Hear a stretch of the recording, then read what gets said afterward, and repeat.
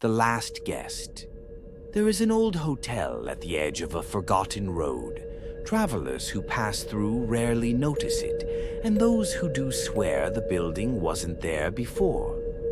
The locals call it the Hollow Pines Inn, and they avoid it at all costs. For every story told about the place ends the same way. The last guest never leaves. Michael was a salesman, always on the move, always searching for the next deal. One stormy night, his car broke down on the deserted highway. Rain hammered the windshield, and fog swallowed the road behind him. With no signal on his phone and no town in sight, he saw a dim light flickering through the trees. A neon sign glowed faintly. Hollow Pines Inn, vacancy. The hotel was old, its paint faded and walls leaning with time. Inside, however, it was strangely alive. The lobby was warm, the chandelier still shining. Behind the counter stood an elderly clerk with pale eyes. He greeted Michael with a slow, deliberate smile. "We don't get many guests these days," he said, his voice dry as dust. "You'll be our only one tonight." Grateful for shelter, Michael paid in cash and signed the guest book. As he did, he noticed that the last entry was from decades ago. The names were written in elegant script, followed by no checkout dates. He laughed it off, assuming the book hadn't been updated in years. The clerk handed him a key.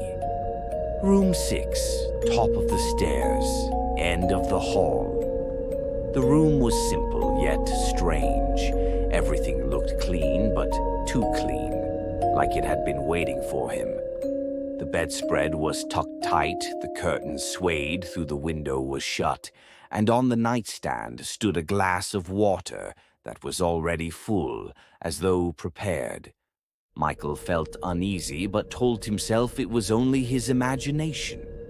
As the storm raged outside, he tried to sleep. That's when he heard the footsteps, soft, deliberate, moving up and down the hallway. He assumed it was the clerk, but the sound continued for hours, pacing back and forth, stopping just outside his door. He finally opened it, only to find the hallway empty. When he returned to bed, the glass of water on the nightstand was gone. In its place was a folded piece of paper. His name was written on it in black ink. Trembling, he opened it.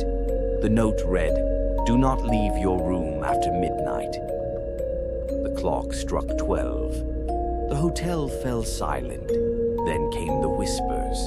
They seeped through the walls, overlapping voices speaking in languages he couldn't understand. Shadows stretched unnaturally beneath the door, long, thin, and claw-like. Michael pressed his back against the headboard, clutching the note in his hand. The voices grew louder, closer, until they formed clear words. The last guest must stay. Desperate, Michael called out, "Who's there?" His own voice cracked in the silence. The door handle began to turn, slowly, as if someone on the other side was pushing against the warning written on the note. The handle stopped. The whispers ceased. For a moment, everything was quiet again. Michael barely slept, and when dawn arrived, he rushed downstairs to find the clerk. But the lobby was empty. The desk was covered in dust, as though untouched for years. The chandelier above hung broken, and cobwebs draped the corners of the room. Michael's heart raced. He ran to the front door, but it would not open. Panicked, he grabbed the guest book on the counter. The pages were filled with hundreds of names. All of them, every single one, had the same final word written beside them. Stayed. With trembling hands, Michael flipped to the last page. His own name was already there, written in the same ink, though he had never signed it. His checkout date was blank. The storm outside cleared, but the Hollow Pines Inn remained sealed. Michael screamed, pounding on the door, but the walls swallowed his voice. The hotel had claimed him, just as it had claimed every guest before.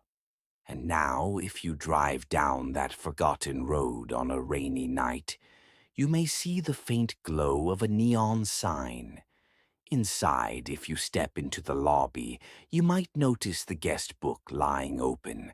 And if you look closely, you'll see the name Michael written there, followed by the word stayed. Because no one ever leaves the Hollow Pines Inn.